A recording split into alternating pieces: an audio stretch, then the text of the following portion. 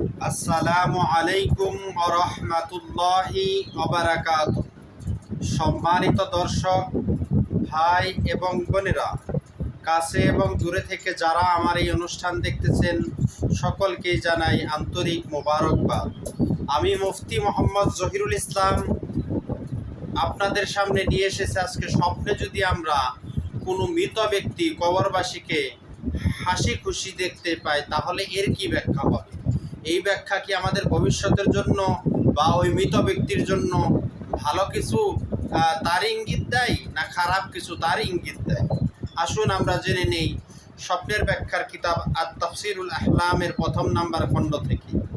আল্লামা মুহাম্মদ ইবনে সিরিন রহমাতুল্লাহি আলাইহি উল্লেখ করেন তার কিতাবের মধ্যে, মহান আল্লাহ তাআলা সূরা আবাসার ৩৮ এবং ৩৯ আয়াতের মধ্যে বলেন, উজুহু ইয়াউমাইযিন মুসফিরা দাহিকাতুম মুস্তাবশিরা। সেদিন অনেক চেহারা হাস্য ও আনন্দিত থাকবে।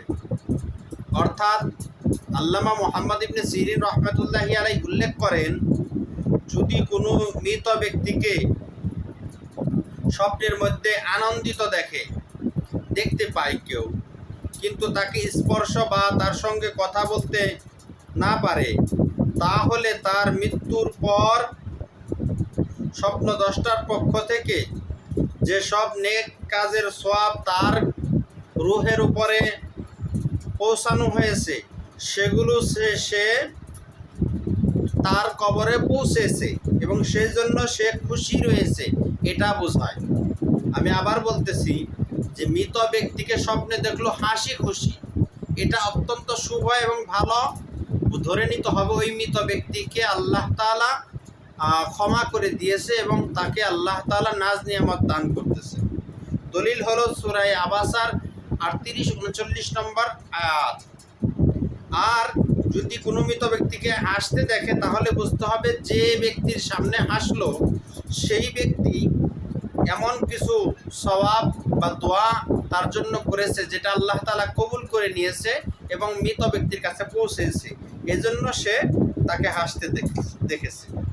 স্বপ্নদ্রষ্টার থেকে যদি কোনো মৃত ব্যক্তি মুখ ফিরিয়ে নেয় বা তার সাথে ঝগড়ায় লিপ্ত হয়, তুমুল ঝগড়া করতে থাকে, এরকম যদি দেখতে পাই তাহলে বুঝতে হবে যে এটা স্বপ্নদ্রষ্টার কোনো পাপ কাজের লক্ষণ।